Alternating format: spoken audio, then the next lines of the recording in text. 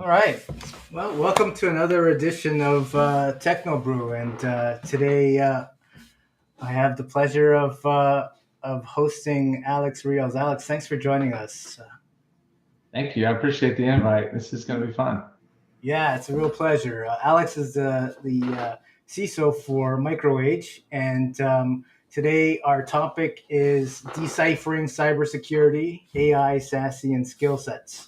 So we're going to run through a number of topics, and we have an ambitious list, as we were kind of talking about this before. So we may not get through everything, but we're going to do our darndest, I think, to cover, I guess, the most salient points, right? So, talking about how AI, SASE, and security frameworks are shaping modern defense strategies, what the biggest blind spots, I guess, are for organizations these days, and the top cybersecurity mistakes companies are making.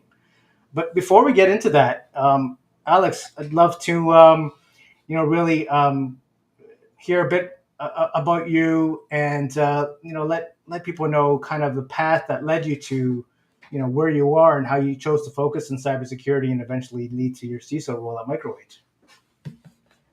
Yeah, I think like most people in the cyberspace, I didn't start in cyber. I usually think of cybersecurity as the culmination of experiences in other areas first. You need to know programming, you need to know networking, you need to know databases, you need to know web design, and then you can sort of tackle cyber because it is the combination of all of them. So I had a fortunate opportunity in my career to work in all those different areas. So the other thing kind of unique about my career is I've worked all four areas of what we call the channel. So the channel ecosystem is you've got customers who buy from resellers, resellers buy from distributors, distributors buy from the vendors who make stuff, right? And everybody gets a markup along the path to the customer. But I've worked at a customer originally right out of school, computer science background, real techie kind of focused programmer. I went to work for FedEx for many years as a system administrator, so hands-on keyboard doing the work. Left there after a couple of years and went to a reseller. So we resold HP software, and I got to wear lots of hats there. I was a billable consultant installing software in big enterprise customers. I was a pre-sale solution architect, writing statements of work and understanding how the business side works. I moved on to software development. I ran a software development team for a while there, which is kind of a sad story, and then ended up as the CTO, helping run the business, which was the kind of that jump from technology hand-on keyboard guy to leadership level. And then from there, we sold the company to a distributor, an IT distributor, and I spent 12 years in distribution. Avnet first. Avnet was bought by Tech Data. Tech Data merged with Cinex to create TD Cinex, and it was there that I made the transition to security. They wanted to build a cybersecurity practice at Tech Data maybe 10 years ago, and they asked me if I would build that practice for them, and that started my career in cyber, which was fun. I ended up running their global cybersecurity business toward the end. It was about a $4.5 billion business unit where we sold to 20,000 resellers like MicroAge, and we sold 250 cybersecurity vendor technologies to those resellers. And of course, the resellers sold to the end customer. So it was a lot of fun. I left there and then went to the fourth leg of the stool, which was an ISV, a manufacturer in security. I was the global channel leader for Ping Identity for several years. So customer, reseller, distributor, vendor. And then for this time around, I came back to the reseller community last year to work for MicroAge because I have the most fun when I'm touching the client, helping them actually design security solutions and solve real problems. It's a lot of fun. Yeah, and I love that you've got that experience from across various different aisles. I think it's so important because that you can see the perspective from the client, from the manufacturer, from the distributor, and reseller, and really be able. I'm sure that helps you to sort of bridge divides and really get things moving. And I understand you're making big strides at MicroAge, which is fantastic. I also wanted to touch on at Tech Data. You also didn't you establish the first ever cyber range of its kind? I did. Yeah, that was a fun project. So as a distributor, we were a $60 billion distributor. A lot of people don't even know what distribution is, but our whole point is to provide value to the resellers so that they can resell vendor products to customers. So when I was sitting back trying to think what value can I provide my reseller community at Tech Data, I had this idea to build a space where we could train our resellers on cybersecurity topics, let them actually touch and play with the hardware, and have fun along the way. So we built a cyber range in Phoenix, Arizona. And the idea of the cyber range was a really cool space where vendors could market their products, but we would host events there. So I might have a reseller come in with a bunch of their clients, and we would do an event. A vendor may showcase their technology. We would do a lockpick village, teach people how to pick locks as a sideshow for fun. We would have laptops set around the room, and you could sit down, and we would teach you how to hack something. And when you hack something, the whole room would turn red. I had a light kit on the ceiling, and everything in the room turns red once somebody successfully hacks something. We would have a SOC center in the corner so we could train people on what does it mean to be a SOC analyst? Like, Yeah. what's the day-to-day job like? We would hold workshops, an all-day workshop teaching people, how to be a SOC analyst using various SIM solutions. And Yeah. it was just a fun space to play and learn. And it was a blast to run. It was an incubation area. We would build new technologies. We would bring in vendors, actually would drop off their tech sometimes and ask my engineers to try to penetrate it like a pen Yeah. test. And we would play with it for a couple of weeks, and then usually find some vulnerability to report. And it was just fun, place to learn and play. Yeah, for sure. And I love how you touched on a junior SOC analyst because towards the end of our chat, we're going to talk about, I guess what it takes, to get into cybersecurity and what uh, you're looking for sitting in your CISO chair in potential candidates for, junior SOC analyst roles or a security analyst or a security architect. So I think that's going to be really interesting and of a lot of interest to people watching. So, I mean, we really kind of like set the stage for much of what we're going to talk about. Sort of that penetration testing, and I wonder maybe if we were to kind of like take a step back then and look at maybe the 1,000-foot view. Mm-hmm. I guess where what does the cyber threat landscape look like today? What are organizations up against? There's some, and I guess where I'm going is there's a multitude of breaches that have been in the news recently when it comes to Oracle Health and Oracle Cloud, Twitter, X, and there's probably a variety of different penetration techniques that are being used there. So it's a Pandora's box that I'm opening, and I realize that just to be fair to you. Well, maybe we can talk about some of the more recent relevant threat vectors. Sure. Because I think the interesting challenge is, like most areas of IT, cybersecurity is changing faster than ever before, largely accelerated by artificial intelligence and just new programming techniques. And as nation states get more serious and put more money into attacking other countries. So there are countries that fund portions of their military, with active hacking attacks, and so they're very well funded, and that accelerates the speed of change here. So some of the more interesting recent developments are, I think phishing emails remain probably one of the most common attack vectors. Yeah. The entry point for most hackers is a phishing email, trying to get you to click a link you shouldn't click, download some malware.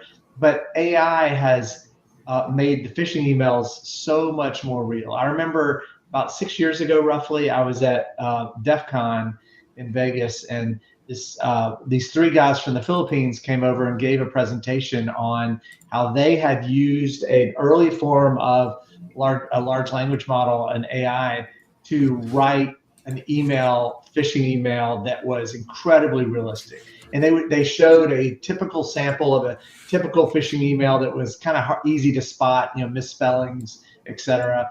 And then they showed the one written by their AI engine, and it blew the room away. There were hundreds of people in there, and we were all like, wow, we're entering such a crazy world. Fast forward 6 years, and like any AI model can write phishing emails for you that are super compelling, and it's harder and harder for people to spot them. Polymorphic malware is another good example, which is malware that once you click that link and download the malware to your computer, malware that can change to obfuscate itself as needed in the target environment. So it's not just static code anymore. I mean, this is complicated, advanced code that can pretend to be different things in your network, making it hard to find and spot. Ransomware as a service has accelerated in the last year. You can go out on the dark web and pay just $100 and get access to a ransomware as a service platform, which is a web application where you basically get to choose the malware you wanted to, the ransomware variant you want to use. You go to a separate site to buy a list of email addresses that are potentially compromised, and then you load it into your ransomware as a service tool, and then you go to work. And at the end of the day, you come home from work and you check your dashboard and you see how many people opened the email that you sent. You see how many people clicked the link that you sent. You see how many people actually got infected. And then you sit down and work on the handful of people that actually got encrypted. So it's so automated today that anybody can do it. And that really is changing the threat vector because script kiddies, which is the term we use for people who really don't know how to program well or build malware on their own. They just use other people's stuff. They're much more effective now than they used to be. Yeah, and they're being enabled. I guess code is being written for them almost in its entirety, right? So it's almost like it's an executable file. And I wonder, because it's really interesting how you're talking about the sophistication level. My wife, she's a professor at a local college here in Toronto, and her IT department sends these regular or infrequent messages to kind of fool her staff. And so phishing simulations, we call them. Okay, yeah. So it was her birthday month last month, and they sent her this email saying, "Hey, you've received a birthday card from somebody at the college. Click here for and if she were to click on it, then she'd obviously have fallen for a phishing. Would you say a phishing simulations? Phishing simulation, yeah. And then she'd have to she'd have to go into training or whatnot, but is the I guess, are those days numbered? Like, is it going to get to the point where it doesn't matter anymore? Like these phishing simulations has polymorphic phishing, I guess, gotten to the point, or is it getting to the point where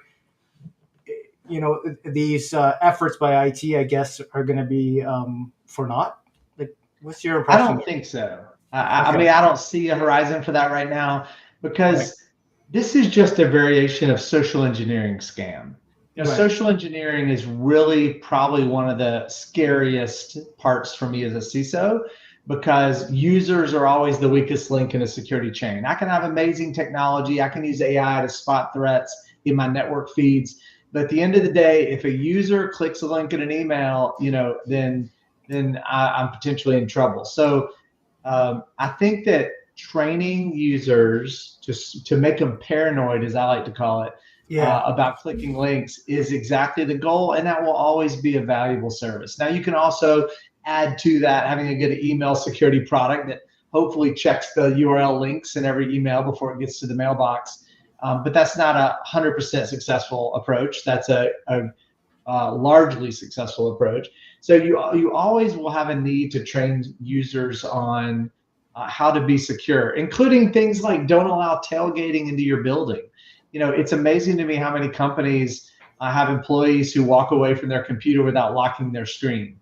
And especially in a modern open area environment like most office spaces today, people don't have cubicles in offices as much anymore. They're just hotel cubes. And so if you walk away to go to the restroom or go talk to a friend, you leave your computer wide open. If I've tailgated into a building, then I can sit down at your computer and get access to the company's secrets. It's so easy. It's just social engineering. So user awareness training and phishing simulations and all these types of things will always be an important part of the equation, I think. Yeah. And there's so many different, vulnerabilities or attack fronts that I guess need to be considered. I was just reading this World Economic Forum report on, the cybersecurity landscape today, and so there were six major areas. There's like the espionage, IP theft, right? That sort of geopolitical arena, ransomware, as you mentioned, cloud attacks, and then there's that supply chain vulnerability where vendors can be compromised and you're downloading. I think in one of our past discussions too, you'd even mentioned that about downloading a legitimate say upgrade to a software, and the vendors being completely oblivious to the fact that there was malware embedded in there, right? AI powered threats like the polymorphic phishing or even polymorphic extensions, I guess, on your Chrome browser. That can steal credentials and can kind of clone different browsing extensions, and just the fact that all these wonderful AI solutions that are available. Just adopting those AI solutions, if you're not properly vetting them or you're not doing a proper assessment, can really like leave a door wide open for you. So, I was going to ask you, is this why traditional perimeter-based security is kind of falling out of favor? I don't even know. I don't know that it's fair to say it's falling out of favor, but certainly it's no longer the center stage, right? Right. Because to your point, there is so many vectors for threat. So certainly the endpoint is a big one, especially now that we have employees working from home more than ever post-COVID. We want to make sure that employees don't get infected laptops that then VPN into the corporate network. So endpoint is always important. Plus, IoT devices out in the field are also still commonly an attack vector. But cloud is another angle, right? To your point a minute ago. In fact, most cloud attacks aren't even necessarily brute force attacks. They're misconfigurations. It is always shocking to me how many companies don't secure their AWS storage buckets or just have misconfiguration in the cloud that an attacker can scan for and find. And that's the attack vector. So most cloud hacking it's not even hacking. It's just taking advantage of poor configuration and administrators who don't know, the systems very well. Other areas, of course, email we talked about. It's coming in through mobile phones. There's so many areas of attack now that this is the reason I think it's so important that most organizations align themselves to a cybersecurity framework, like the NIST cybersecurity framework in lieu of anything else. If you're healthcare, obviously you're going to be looking at HIPAA. If you're in the retail industry, you're looking at PCI DSS. You're working with the DoD, you're looking at NIST 800-53 or 171. So these frameworks will make you think about all those attack vectors and have security in place for all the pieces, because it's so hard to remember and keep track. There's so many ways that bad guys can come in. So a framework will give you a methodical approach to designing a security solution. Right, and within that framework, I guess you've got a number of different tools as well. You've got SASE, you've got NDR, bot mitigation, DDoS mitigation. I suppose, like for an enterprise, perhaps it's a lot. You've got the resources to be able to address that and mitigate. But what if you're like a small business or a medium business, then, where you might be feeling a bit out of your depth and wondering, is this something that I need to adhere to? What do you say to that? Yeah, for an SMB or mid-sized customer who doesn't have the budget of an enterprise customer, I say if you're doing the basics, you're going to likely be okay. What are the basics? Well, for sure, you want to keep up with patching because vendors patch known vulnerabilities, right? So we know that out of all the vulnerabilities out there, there's only about 2% that are actually being exploited by a bad guy with an exploit. But you don't know which 2% of the vulnerabilities to care about generally. So patching is super important, right? So keep up with your patching. Number two, take backups. Store the backups in either immutable storage that can't be changed so that ransomware can't impact it. But if you're hit by ransomware, you want to have a way to recover.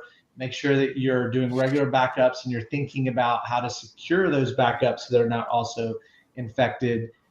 You're going to want to have multi-factor authentication on all of your identity and access so that if a bad guy gets access to your passwords, it doesn't help him any because he needs multi-factor authentication.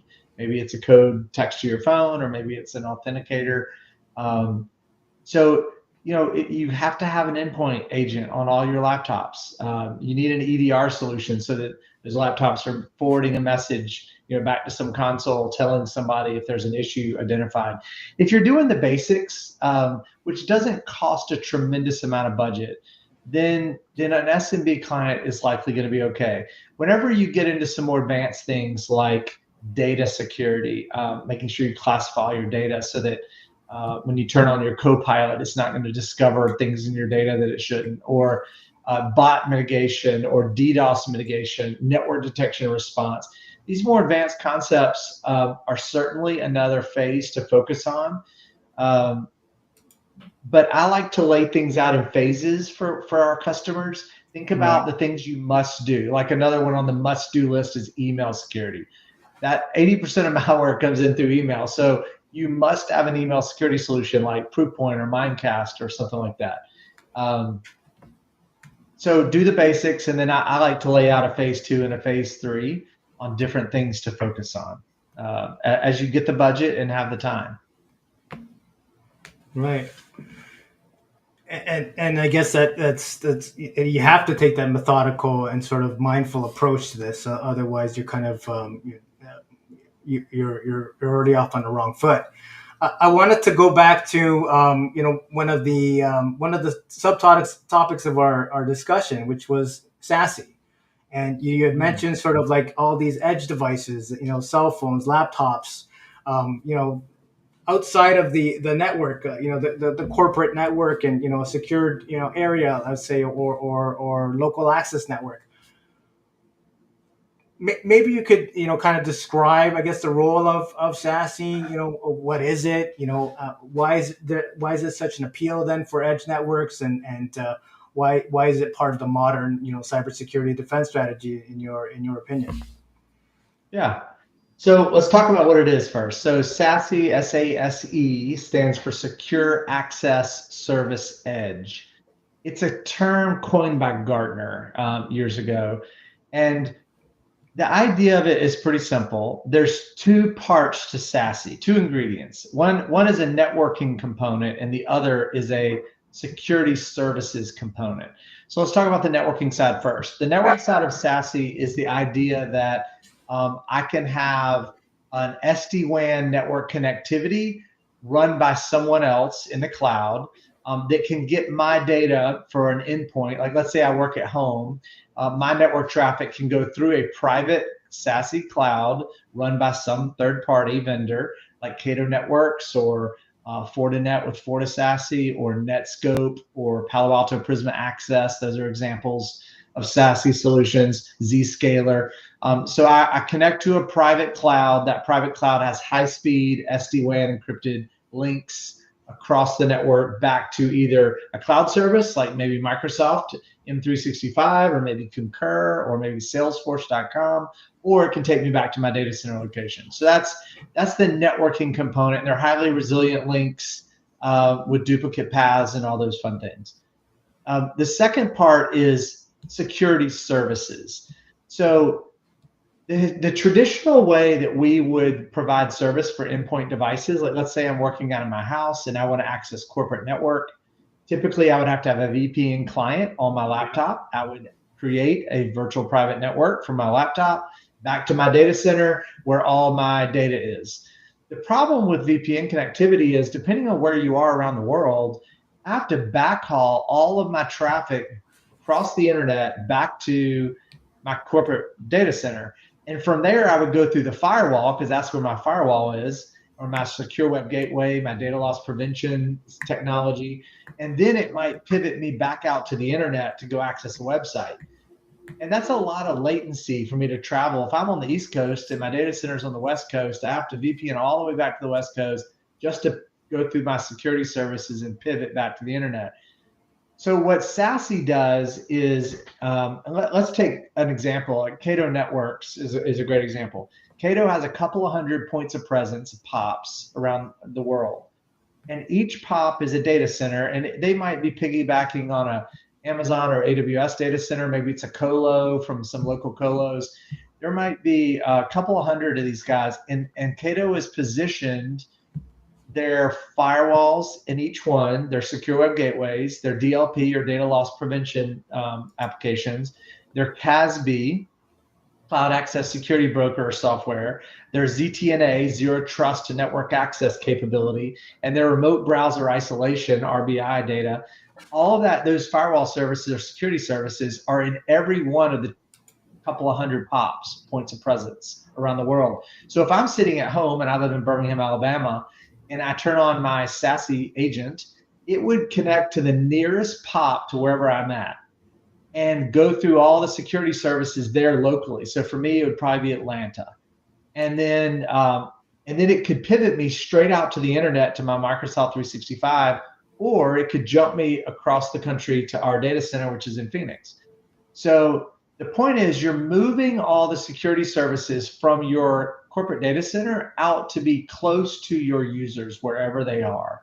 Right. So for largely remote environments like we are today, SASE provides high-speed bandwidth and network connectivity to security services that are near your user community so that you can more quickly identify threat and isolate threat on the network.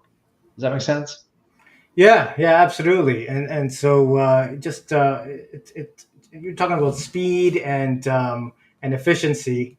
You're not clogging up a pipe basically, like I imagine the VPN would be, like with Yeah. redundant data streams going back and forth unnecessarily, when you can go locally, I guess, for your access.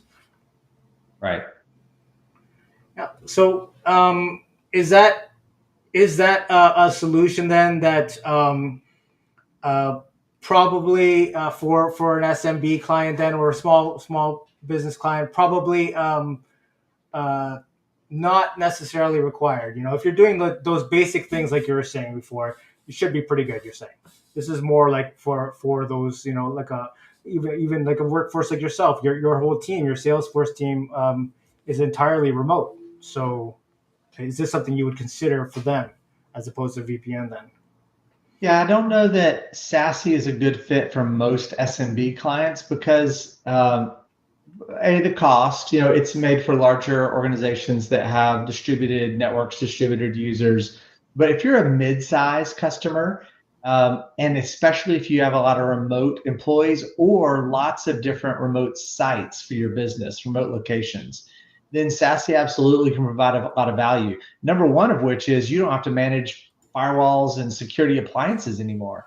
You're basically using cloud-based security services. You don't have to upgrade the firewalls, refresh them, manage them. All you do is go to one web console and configure your policies, and you push it out, and it auto pushes to all the different points of presence, the POPs, and configures all the firewall and security services in all the different locations.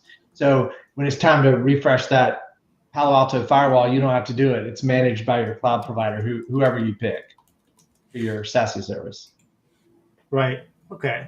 Well, it's good to know. I mean, honestly, for a relative layperson like myself, this foray into the cybersecurity world, and the way it's changed so rapidly in the last few years, and the solutions that have come to bear recently. For me, it's been a really informative journey, and something I've been really excited about talking to you about. So I really appreciate you.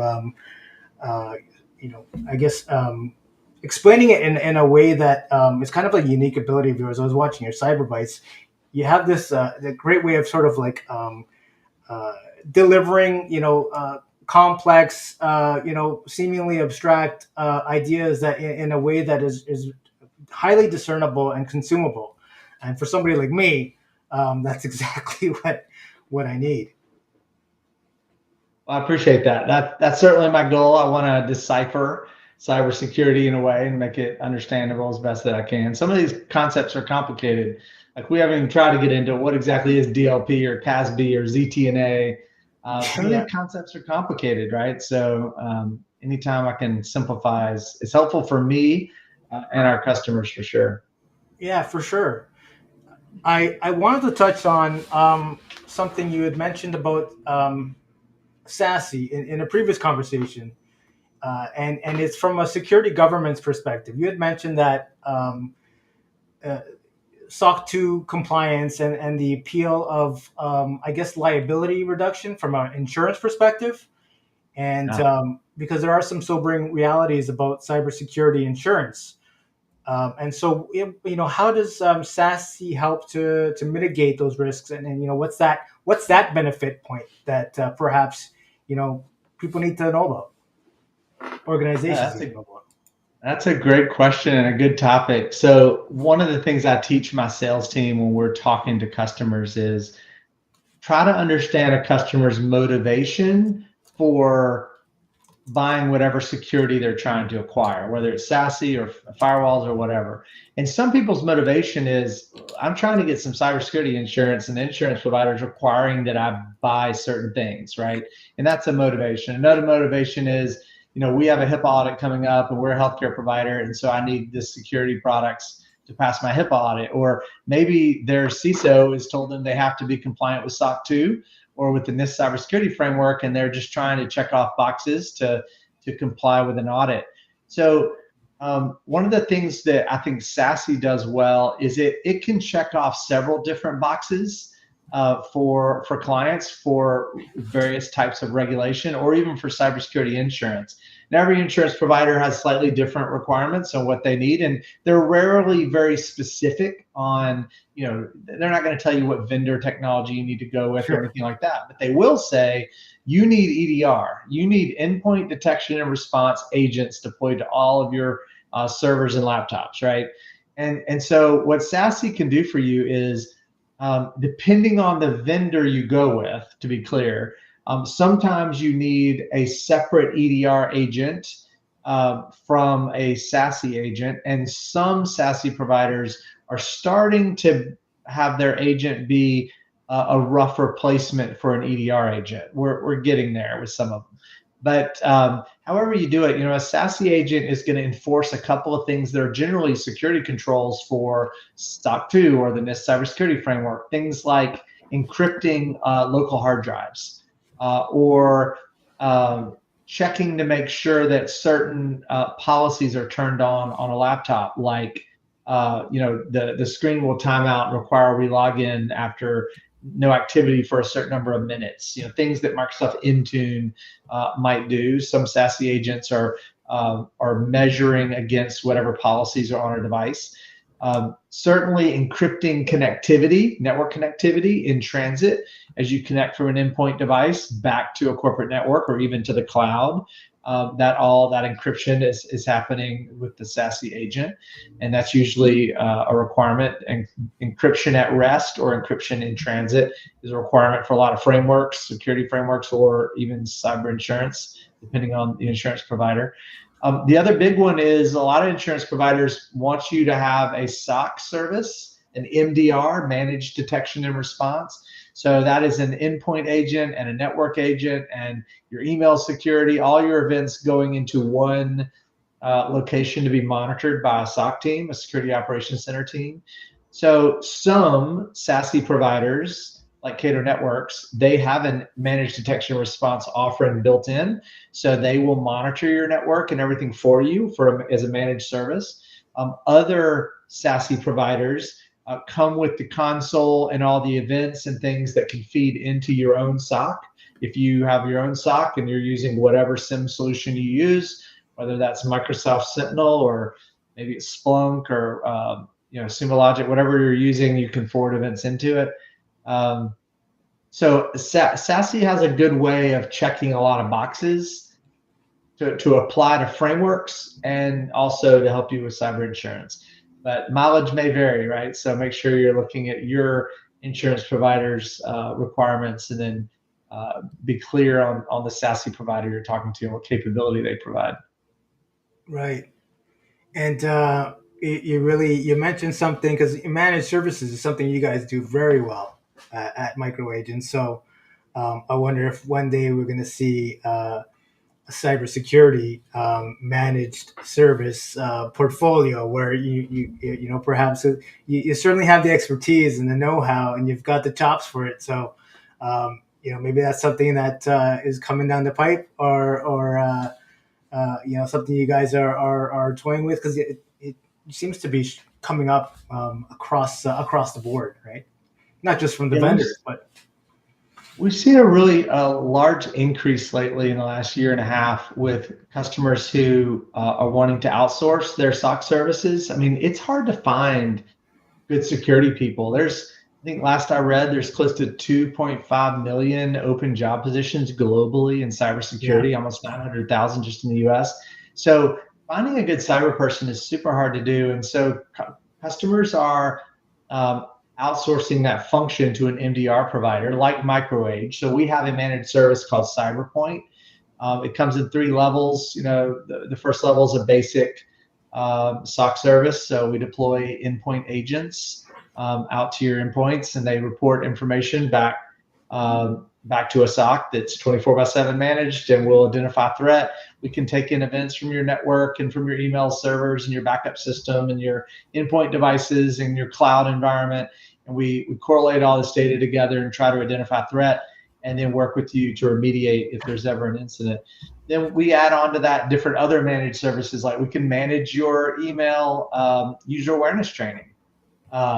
That when you train your users on best practices around security, Right. we can manage your email security.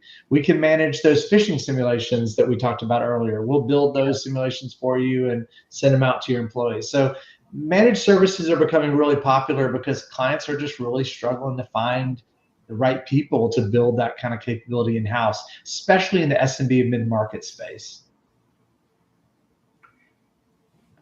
I wonder. I guess in response to, I guess as a component of your managed services portfolio, then from a cybersecurity perspective, and in response to like all these AI powered threats that we kind of went through, um, I guess how do AI powered security tools fit into I guess a component of the service that you provide, and how do you view them, like this question, and I hate to sound like a cliche, but whether or not they are co-pilots for human analysts, or are they going to kind of like take are they going to be kind of running autonomously in the background? What's your view on that? Honestly, I think it's going to shake out to be some of both, right? Because certainly Gen AI is adding automation that we have never had access to before. And I'll give a couple examples here in a second.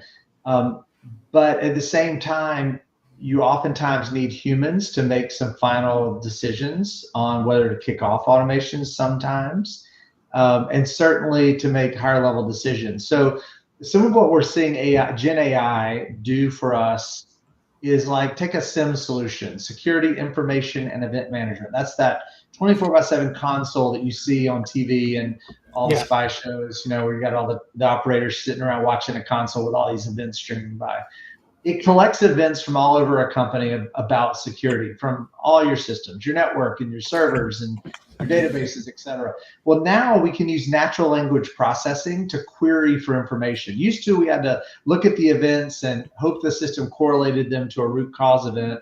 But now we can actually type into the window and say something like, are there any devices on my network that are not known and registered with the system? In other words, rogue devices. And it'll come back and give you a list of several IP addresses that you can't identify, devices that we haven't registered their MAC address. So they're unknown devices on my network. But you just ask for it using a normal sentence, right? So that kind of thing is new. It's helping SOC operators be more efficient. Another good example is like EDR agents, endpoint detection and response agents. Think about what we used to call malware antivirus agents. Those things on an endpoint device now are watching all the behavior of how you act on a device. So if you ever act not like yourself, then it Wow. can detect that kind of thing, right? And that's pretty amazing.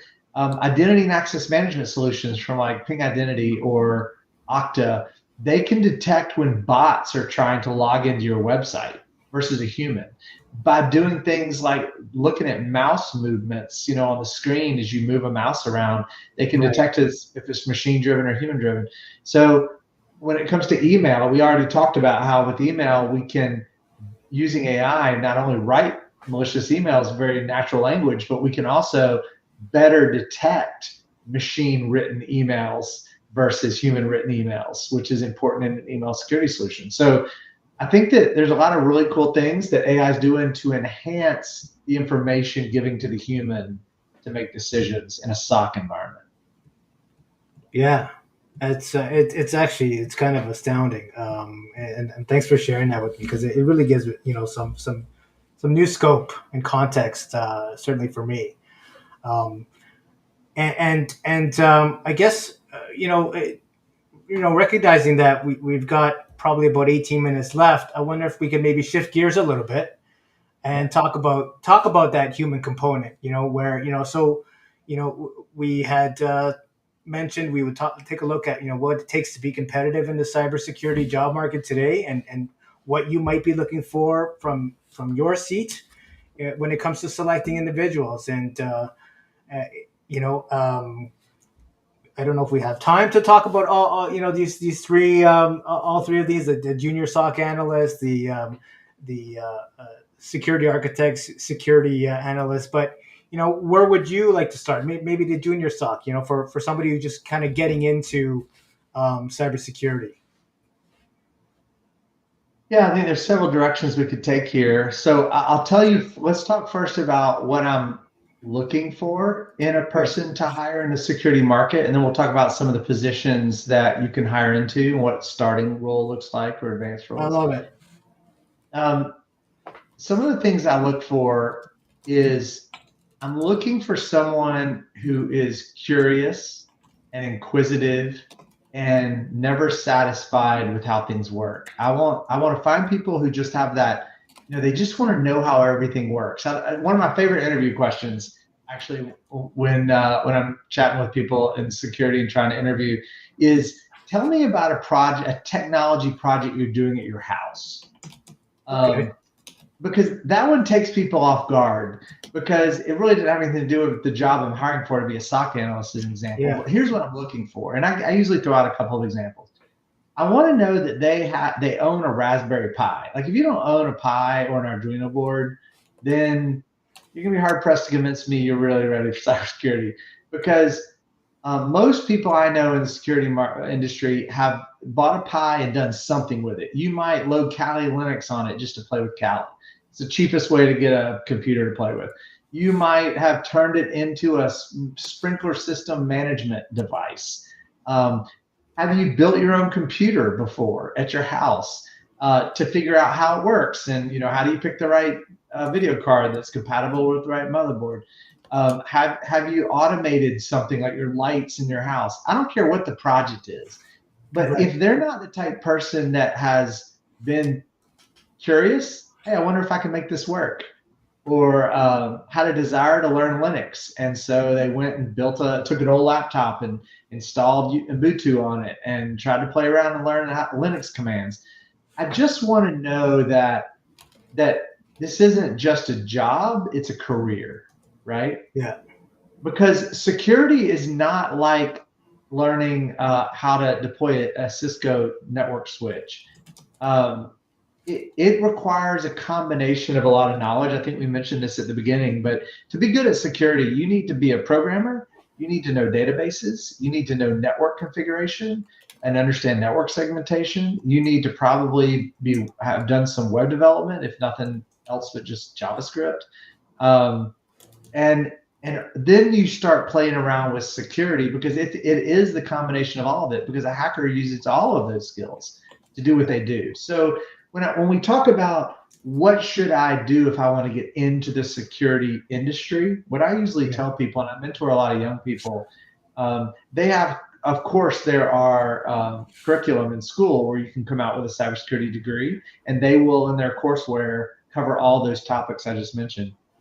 But you want to probably go after a basic certification in the beginning, like maybe CompTIA's Security Plus.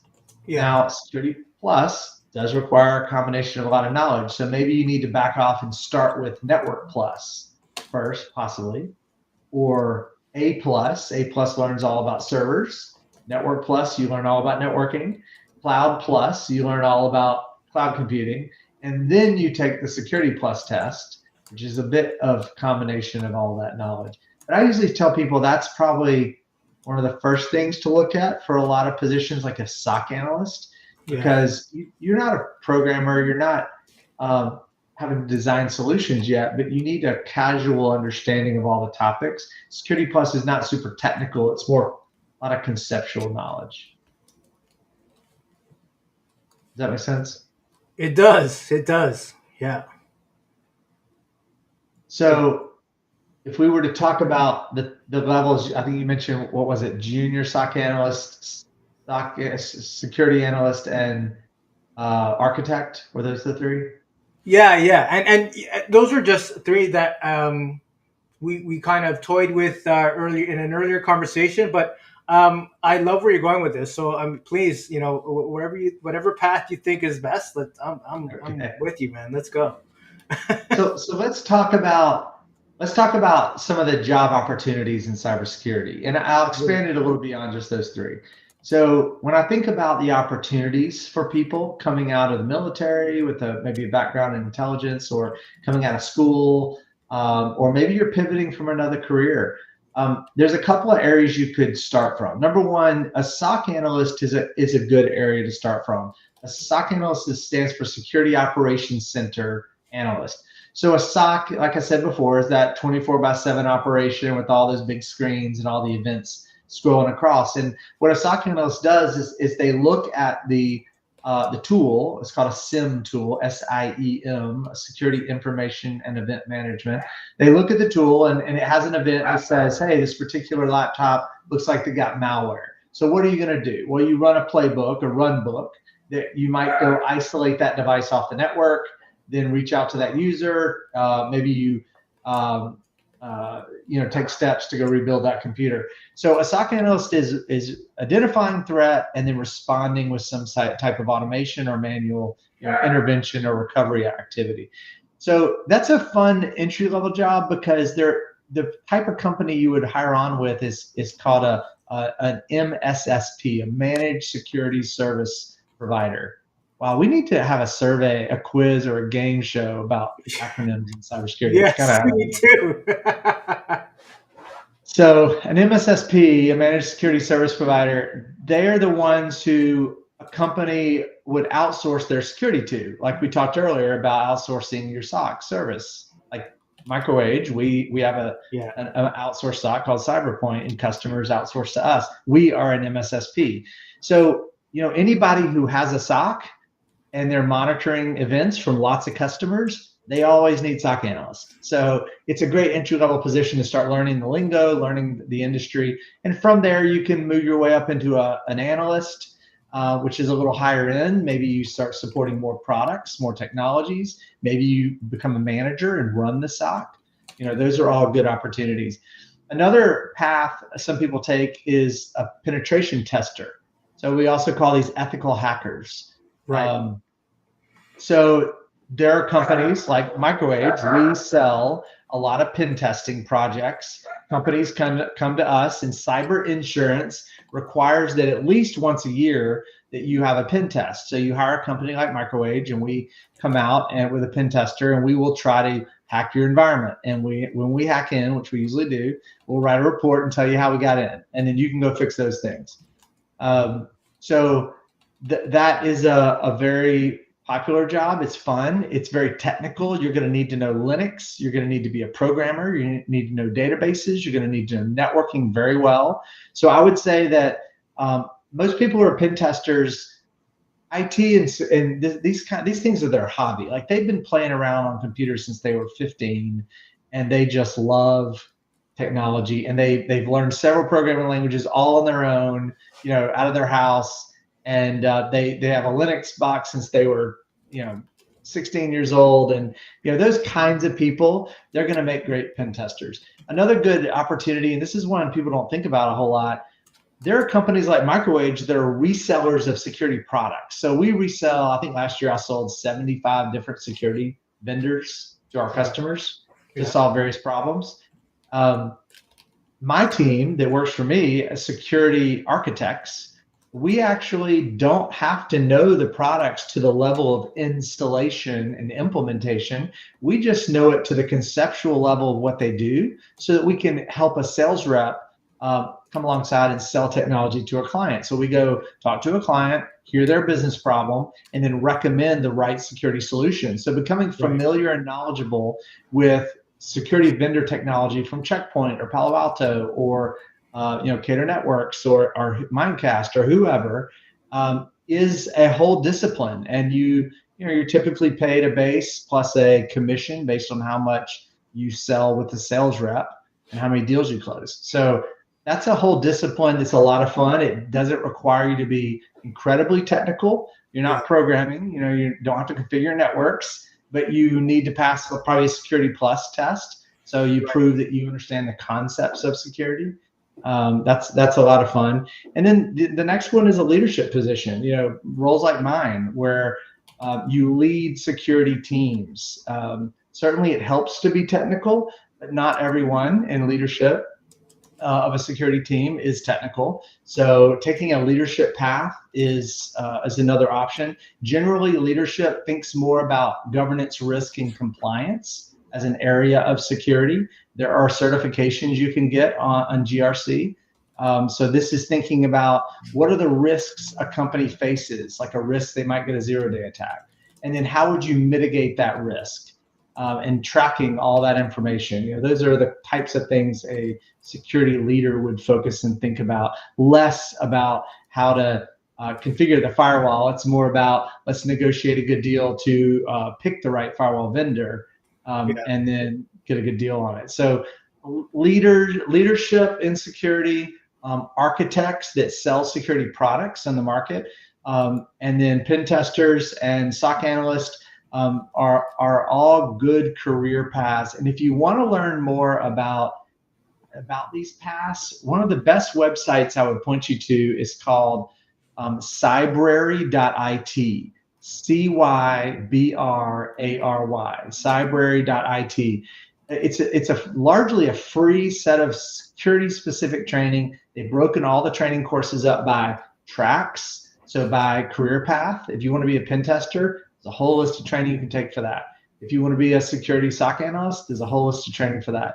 And most of it's free. You can sign up for an account and get some more advanced training that gives you access to actual lab environments where you can touch and play with the product. That has a cost, but I've done a lot of my personal learning on Cybrary with no cost. It's an amazing resource. If you're not using it today, I would highly encourage you to check it out. Cybrary.it. That's a good get. Thanks. Yeah, well, I mean, thank you for that. That's a lot. I mean, that was very succinct and very clear in terms of like pathways to success, I guess, in cybersecurity, starting from that, that junior SOC analyst to pen testing to technical sales architects, and then eventually leadership, if that's the route you want to take. We've got 4 minutes left, and I wanted to, well, first of all, I want to say thank you for joining us. It's been such a pleasure, and it's every time I have a conversation with you, I come away with so much and so much value, and it's just a real pleasure to speak with you. So thank you for that. But I wanted to know, like, is there anything that you wanted to leave the audience with? Something, that perhaps we haven't talked about, or something that maybe was something you wanted to bring up and we haven't had a chance to organically in the conversation. So Yeah, first, I guess I'll address one of the comments that I see in the window here, which the question around how does small bootstrap tech startups, with teams under 10, what should their priorities be for security? And it's a great question. And we sort of mentioned it earlier, but the basics are what I call them. If you're a small bootstrap, you're under 10 employees, make sure you have an endpoint security agent on all your endpoint laptops, right? Make sure you have an email security solution. And I would even go as far as to say, don't just rely on Microsoft 365 for email security. Invest in something like Mimecast or Proofpoint or Abnormal Security or something like that. You're definitely going to want to have, let me think, I'm losing my train of thought. So email security, endpoint security, you're going to want to think about making sure your IT team is having good firewall technology, because that's an easy kind of no-brainer basic. Look at a cybersecurity framework, like the NIST cybersecurity framework is probably the best agnostic framework to use. It doesn't require an audit. It will list out all the areas of security you want to have covered. That's probably the best source of what you want to focus on. Multi-factor authentication. You must have a good, solid identity solution. I think identity is the foundation of all cybersecurity. So if you do nothing else, make sure your identity solution is good. And you can use something, if you're a Microsoft shop, you can certainly go with an Entra ID or on-prem Active Directory, but put a lot of thought into that. Make sure MFA is turned on. Going with a third-party provider like Ping or Okta adds a lot of value and benefit for sure in capability and automation. But identity is probably one of the most important steps you can take for security. Great. Backup. Thanks for that question, Alexia. Yeah. Great question from Alexia at the 11th hour. And if there's any questions or you guys want some help with any of the things we've talked about, you can reach out to us at microage.com. At the top right corner is a big red button called Talk to an Expert. You can fill that out and request some help. We'd love to help you with any of these topics we've talked about. And you can find me on LinkedIn as well, Alex Ryals, and I'd be happy to help. Yeah, absolutely. And your information is front and center there. So thanks. And any parting thoughts? With the 60 seconds. Actually, no, we've got a few more minutes here. I think we started a little bit left. But what do you want to leave us with? Your words of wisdom. Yeah, I would just say take security seriously. I talk to a lot of customers who say, well, I'm not a target. I make furniture for a living, right? No one cares about me. Russia's not going to attack me. But it doesn't work that way. Most hacking is automated. They are bots online that scan for easy targets. And unfortunately, SMB and mid-market clients are usually easy targets because they don't have the budget to secure all the vectors of threat in an organization, like your firewalls and your endpoints and your mobile devices and your IoT devices. And there's so many things to secure. SMB customers are usually vulnerable. So take it seriously. Make sure that you're doing a pen test at least once a year. Pay a company to try to attack you like a hacker would. They will tell you where your vulnerabilities are. And then that year's budget, spend some time improving one thing, that you can do for this year. And then next year, do it again and improve the next thing. So if you're limited on budget, just make forward progress. That's my only thing. Don't just sit still and do nothing every year, because it will catch up with you, and breaches can be in the millions in terms of impact. So it's definitely worth it to take it seriously. Absolutely. Yeah, no, that's really, I think that's a perfect note to leave this conversation on. So Alex, thank you once again for joining us as a guest. It's been a fantastic conversation. I can't wait till our next discussion. Hopefully if there are any events actually that you have coming up as well, we'll be sure to post it in the comments. Anything that the audience might need to know about. But thanks again. It's been an utter pleasure, and really thoroughly enjoyed it. Perfect. Well, I appreciate the opportunity to join you, Carlos. Thanks. Thanks, Alex.